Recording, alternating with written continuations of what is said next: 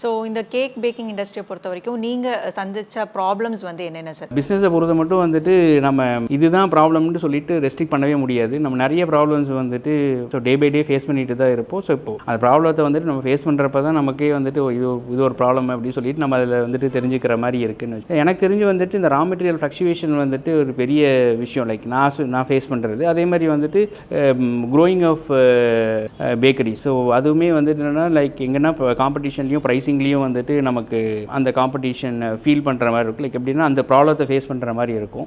இந்த raw material haiku, இந்த எலக்ட்ரிசிட்டியோட bill revision, இது எல்லாமே வந்துட்டு இப்போது இந்த லாஸ்ட் ஒரு 2-3 இயர்ஸ் ஆஃப்டர் கோவிட்னு கூட சொல்லலாம், நமக்கு வந்துட்டு நிறைய அதை ஃபேஸ் பண்ணுற மாதிரி இருக்குது. ஸோ இப்போ புதுசாக வந்துட்டு ஒரு என்டர்பிரனர் வந்துட்டு கேக் ஷாப் ஸ்டார்ட் பண்ணணும்னு விருப்பப்படுறப்போ வந்துட்டு அவங்களுக்கு இதெல்லாமே வந்துட்டு அவாய்ட் பண்ண முடியாத சில பிரச்சனைகள் கூடவே வந்துடும். ஸோ நம்ம முன்னே வந்துட்டு பிஸ்னஸை மட்டும் ஃபோக்கஸ் பண்ணாமல் வந்துட்டு இப்போ காஸ்ட் கட்டிங்லேயும் வந்துட்டு அவங்களோட ஃபோக்கஸ் வந்துட்டு இருக்கணும். ஸோ இந்த பிரச்சனையை சால்வ் பண்ணாதான் ஓரளவுக்கு வந்துட்டு நம்ம கொண்டுட்டு போயிடலாம்.